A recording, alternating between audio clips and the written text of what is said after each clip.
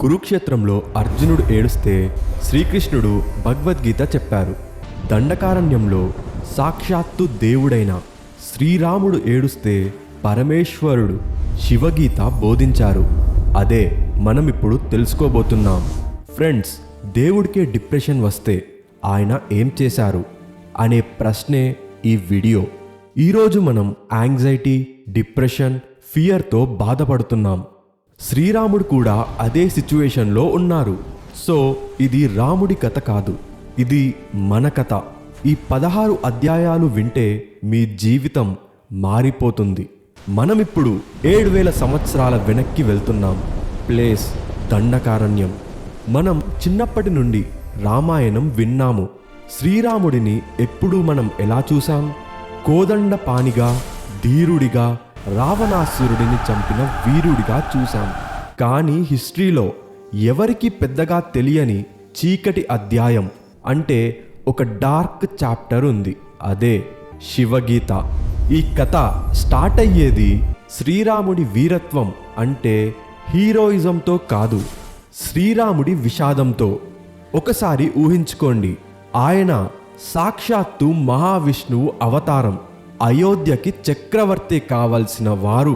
కానీ ఇప్పుడు కట్టుకున్న భార్య లేదు, రావణాసురుడు ఎత్తుకెళ్ళిపోయాడు, తండ్రి సమాన జటాయు చనిపోయారు, రాజ్యం లేదు, సైన్యం లేదు, ఉన్నదల్లా కళ్ళ నిండా నీళ్లు, మనసు నిండా భయం. చాలామందికి డౌట్ వస్తుంది, శ్రీరాముడు విష్ణు అవతారం కదా, ఆయనకి బాధెందుకు అని. ఊహించుకోండి, గోదావరి నది ఉగ్ర రూపంతో పరుగులు తీస్తోంది. ఆకాశంలో మేఘాలు నల్లగా కమ్ముకున్నాయి. శ్రీరాముడు ఒక రాయి మీద కూర్చొని ఆ నదిని చూస్తూ సీతా సీతా అని పిలుస్తున్నాడు. అప్పుడు లక్ష్మణుడు వెనక నుండి అన్నా ధైర్యం తెచ్చుకో అంటున్నాడు. కానీ రాముడు, లక్ష్మణ, ఈ దుఃఖం నన్ను అగ్నిలాగా లోపల నుండి కాల్చేస్తోంది. శ్రీరాముడు తన కోదండాన్ని భూమి మీదకి విసిరేశారు. ఇక నేను యుద్ధం చెయ్యను, ఐ గివ్ అప్ అన్నారు. నేను ధర్మాన్ని నమ్మాను కదా, రాజ్యాన్ని వదిలేశాను, తండ్రి మాట నిలబెట్టాను, సత్యం పలికాను. మరి ధర్మం నన్నెందుకు కాపాడట్లేదు? Why is God punishing me when I did everything right? Friends, ఇది డిప్రెషన్ కంటే డీప్ స్టేట్. శ్రీరాముడు లక్ష్మణుడితో అంటున్నాడు, లక్ష్మణ, నాకు ఇంకా హోప్ కనిపించటం లేదు.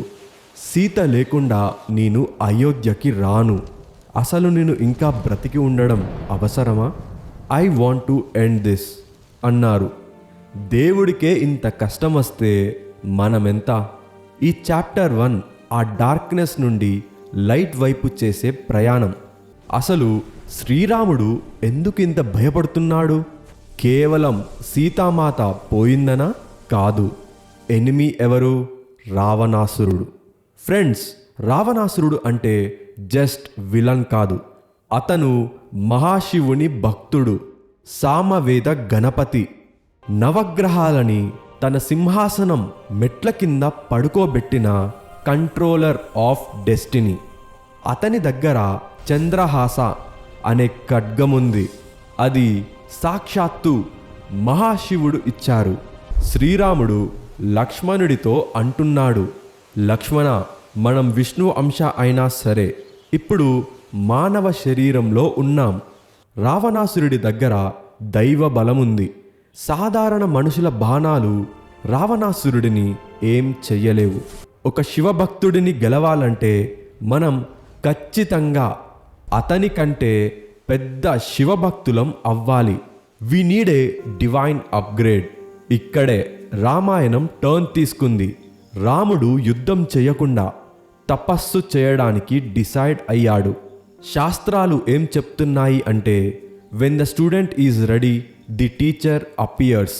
కరెక్ట్గా రాముడు, నేను ఓడిపోయాను, నాకు హెల్ప్ కావాలి అని సరెండర్ అయిన మూమెంట్లో చీకటి అడవిలో ఒక సూర్య తేజం వచ్చింది.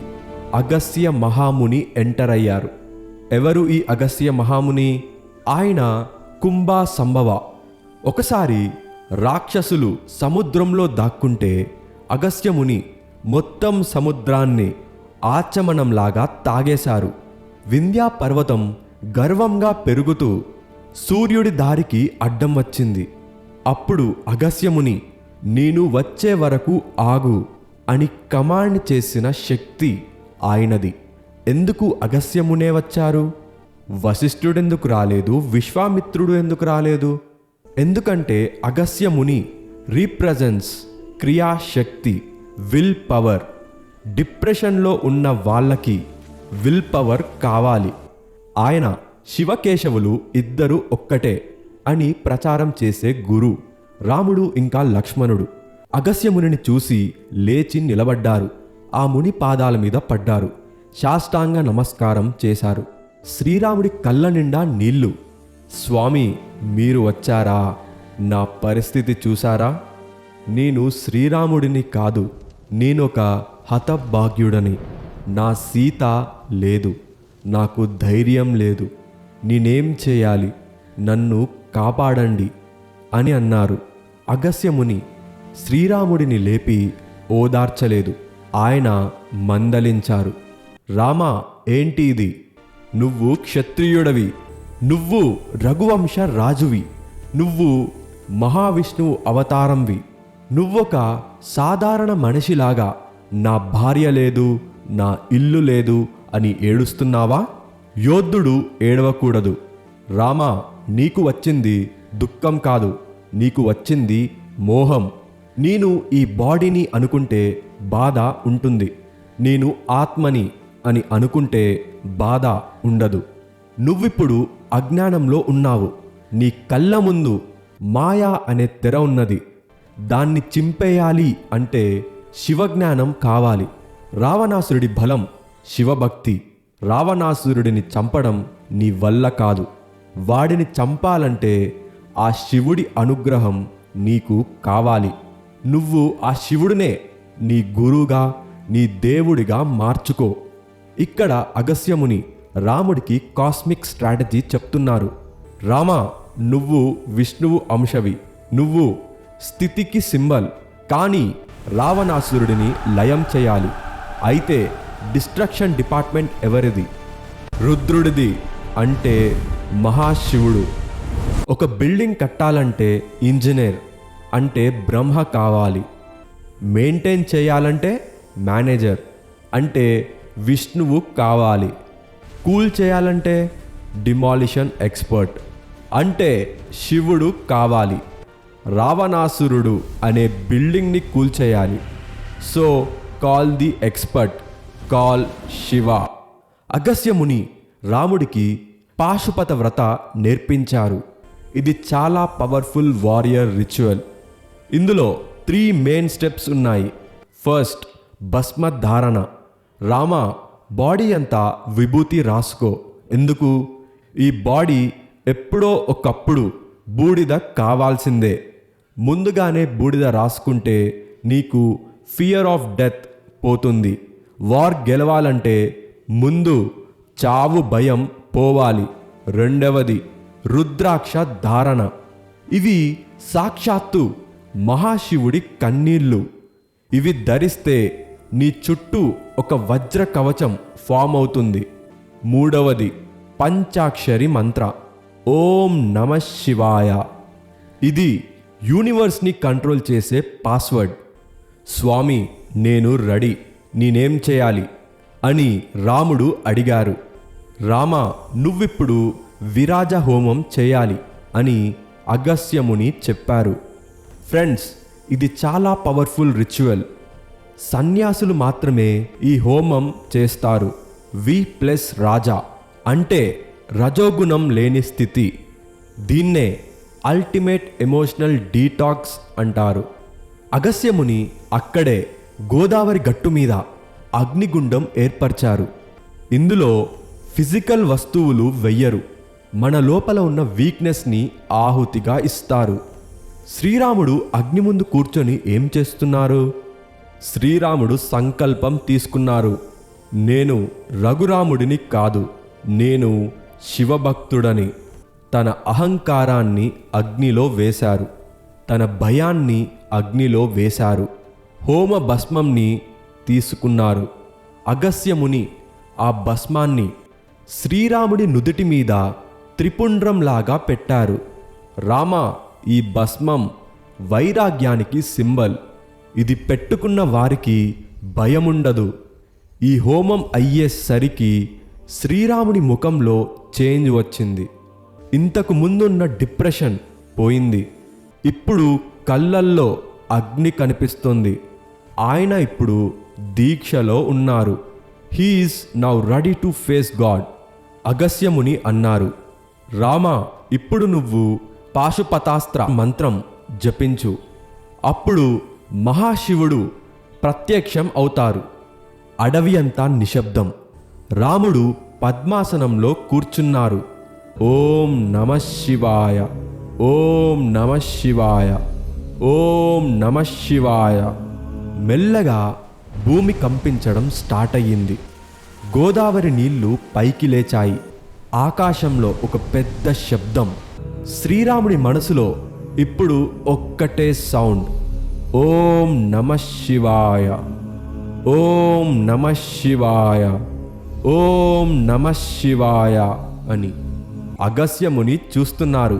ఆయనకి అర్థమైంది, హీఈస్ కమింగ్. ఎవరి కోసమైతే యోగులు 1000 ఏళ్ళు వెయిట్ చేస్తారో ఆ పరమేశ్వరుడు శ్రీరాముడి భక్తికి కరిగి భూమి మీదికి దిగి వస్తున్నారు. ఇప్పుడు సీన్ ఊహించుకోండి. గోదావరి నదీ తీరం. అడవి అంతా నిశ్శబ్దంగా ఉంది. కానీ ఇది తుఫాన్ ముందు వచ్చే నిశ్శబ్దం.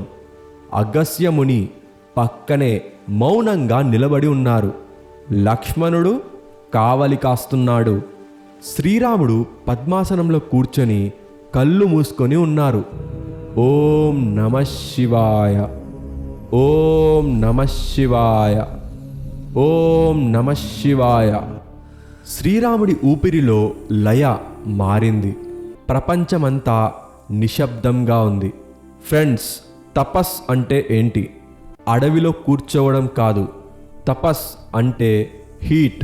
మన మనసుని ఒక చోట ఫోకస్ చేసినప్పుడు మన లోపల ఒక హీట్ జనరేట్ అవుతుంది. ఆ వేడికి కర్మ కాలిపోతుంది. శ్రీరాముడి శరీరం ఒక న్యూక్లియర్ రియాక్టర్ లాగా మారింది. ఆ తేజస్సుకి అడవి అంతా వెలుగుతుంది. సడన్గా దండకారణ్యంలో ప్రళయం వచ్చినట్టు గాలి వేయడం స్టార్ట్ అయ్యింది. కానీ అది నాశనం చేసే గాలి కాదు, అది ప్రాణవాయు. ఆకాశం బద్దలైంది. కోటి సూర్య సమప్రభ గోదావరి తీరంలో దిగింది. గోదావరి నీళ్లు పైకి లేచి అభిషేకం చేస్తున్నట్టుగా ఎగసిపడుతున్నాయి. ఆకాశంలో ఢమ్ ఢమ్ ఢమ్ అని మారుమ్రోగిపోతుంది. ఒకసారి ఊహించుకోండి. వాతావరణం మారింది. గాలులు వేగంగా వేస్తున్నాయి. పక్షులు అరుస్తూ ఎగురుతున్నాయి. భూమి కంపించడం మొదలుపెట్టింది. శ్రీరాముడు కళ్ళు తెరవలేదు. కానీ లక్ష్మణుడు భయపడుతున్నాడు. అన్నా, ఏం జరుగుతోంది? భూమి బద్దలవుతుందా అని అన్నాడు.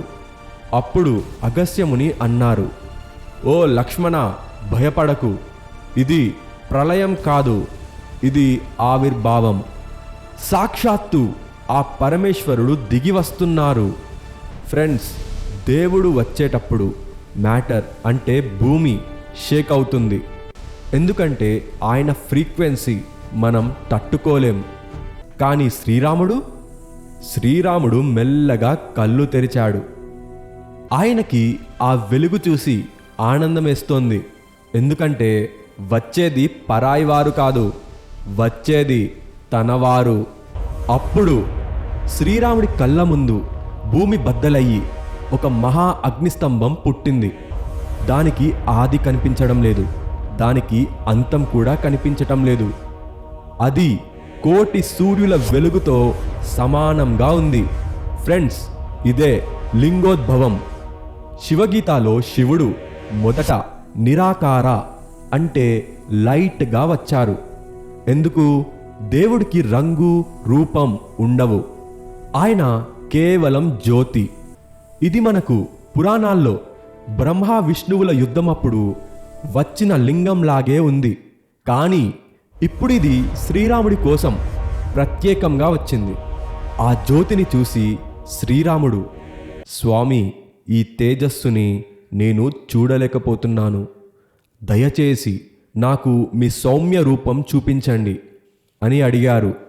అప్పుడు ఆ అగ్నిస్తంభం మధ్యలో నుండి మెల్లగా ఒక దివ్య మంగళ స్వరూపం బయటకి వచ్చింది. ఫ్రెండ్స్, ఆ రూపాన్ని ఊహించుకోండి. వృషభ వాహనుడు, త్రినేత్రుడు, జటాజూటం, భస్మాధరుడు, నీలకంఠుడు, సాక్షాత్తు పరమేశ్వరుడు ప్రత్యక్షమయ్యారు. పక్కనే జగన్మాత పార్వతీదేవి కూడా ఉన్నారు. శివ అంటే మంగళకరం. భయంకరమైన పాములు, విషం, శ్మశాన బూడిద ఇవన్నీ ఆయన బాడీ మీద అందంగా మారిపోయాయి. That is the power of God. He turns negativity into decoration. ఇది కేవలం దర్శనం కాదు, ఇది సాక్షాత్కారం. శ్రీరాముడి కళ్ళ నిండా నీళ్లు కారుతున్నాయి. కానీ అవి దుఃఖం నీళ్లు కాదు, అవి ఆనంద బాష్పాలు. ఫ్రెండ్స్, ఈ సీన్ని ఫ్రీజ్ చేసి చూడాలి. హిస్టరీలోనే ఇది గ్రేటెస్ట్ మూమెంట్. ఒక పక్కన శ్రీరాముడు, ఇంకో పక్కన పరమేశ్వరుడు. ఈ ఇద్దరి కలయిక రెండు మహాసముద్రాలు కలిసినట్టు ఉంటుంది. భూమి మీద మనుషులు విష్ణువు గొప్ప, శివుడు గొప్ప అని గొడవ పడతారు. కానీ ఇక్కడ చూడండి, రాముడు దేవుడైనా సరే శివుడికి నమస్కారం చేస్తున్నారు. శివుడు మహాదేవుడైనా సరే రాముడిని ప్రేమతో దగ్గరికి తీసుకున్నారు. శివుడు శ్రీరాముడి తల నిమిరి కళ్ళనీళ్లు తుడిచి ఇలా అంటున్నాడు, రామా, నువ్వు నేను వేరు కాదు. నీ హృదయంలో నేనున్నాను, నా హృదయంలో నువ్వు ఉన్నావు. మనం ఒక్కటే జ్యోతి యొక్క రెండు రూపాలం. శివుడు అడిగారు, రామా, నీ వ్రతం ఫలించింది, నీకు ఏం కావాలో కోరుకో అని అన్నారు. శ్రీరాముడు డైరెక్ట్గా పాయింట్కి వచ్చారు. ఇక్కడ శ్రీరాముడు వారియర్ మోడ్లోకి వచ్చారు. స్వామి, నాకు రాజ్యం వద్దు, సంపద వద్దు. నా శత్రువు రావణాసురుడు, వాడు మీ భక్తుడు.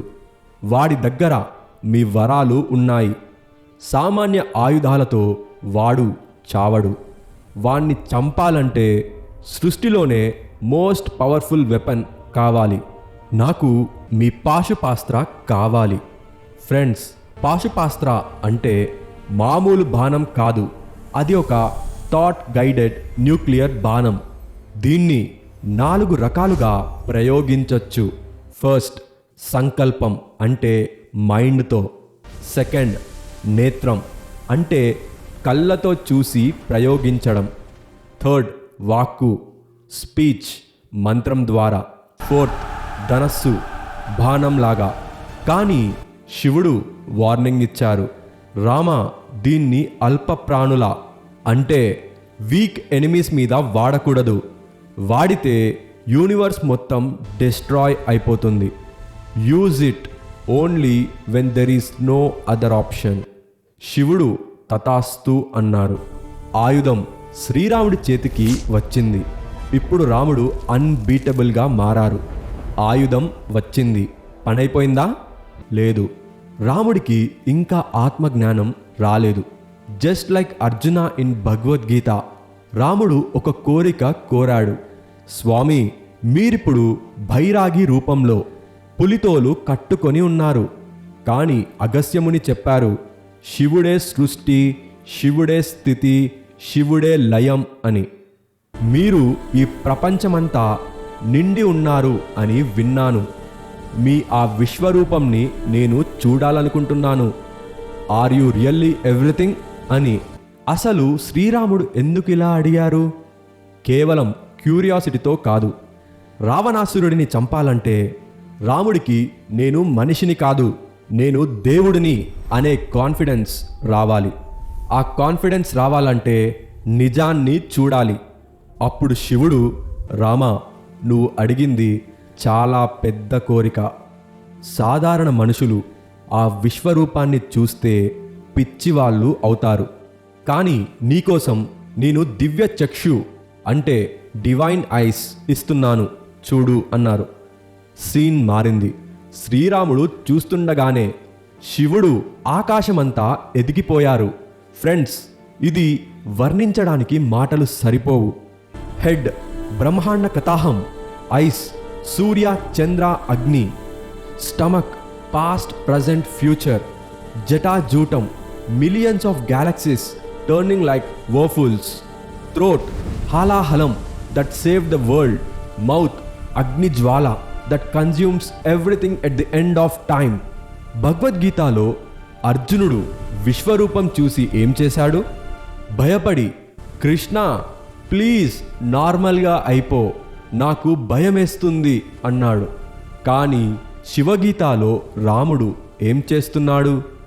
రాముడు భయంతో కాదు, పరవశంతో చూస్తున్నాడు.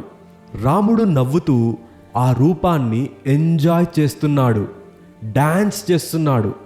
ఎందుకంటే రాముడికి తెలుసు, ఇది నా స్వామి రూపం, ఇది నా నిజమైన రూపం. ఆ రూపంలో శ్రీరాముడు తనని తాను చూసుకున్నాడు, సీతమ్మని కూడా చూసుకున్నాడు, రావణాసురుడిని కూడా చూసుకున్నాడు. He saw that everything is Shiva. Enemy లేడు, ఫ్రెండ్ లేడు, అంతా శివుడే. ఆ ఆనందంలో శ్రీరాముడు ఇలా అన్నారు, నువ్వే నీరు, నువ్వే నిప్పు, నువ్వే గాలి. రాముడు ప్రతి శ్లోకంలో శివుడి తత్వాన్ని పొగిడారు. శివుడు సంతోషించి మళ్ళీ సాధారణ రూపంలోకి వచ్చేశారు. శ్రీరాముడిని దగ్గరికి తీసుకొని, Rama, you are ready now. ఆయుధం వచ్చింది, శక్తి వచ్చింది, కానీ జ్ఞానం రాలేదు. రావణాసురుడిని చంపడం ఈజీ, కానీ సంసారంని గెలవడం కష్టం. దానికి నీకు సైన్స్ ఆఫ్ ది సోల్ నేర్పిస్తాను. విశ్వరూపం ముగిసింది. ఇప్పుడు శివుడు గురువులాగా మారారు, రాముడు స్టూడెంట్ అయ్యారు. నెక్స్ట్ చాప్టర్ నుండి the real biology and psychology start అవుతుంది. బాడీ అంటే ఏంటి, సోల్ అంటే ఏంటి. శివుడు రాముడికి థర్డ్ చాప్టర్లో డాక్టర్స్ కూడా ఆశ్చర్యపోయే విషయాలు చెప్పారు. అది నెక్స్ట్ ఎపిసోడ్లో చూద్దాం. Please do subscribe, like and share. ఓం నమః శివాయ, ఓం నమః శివాయ, ఓం నమః శివాయ. జై శ్రీరామ్.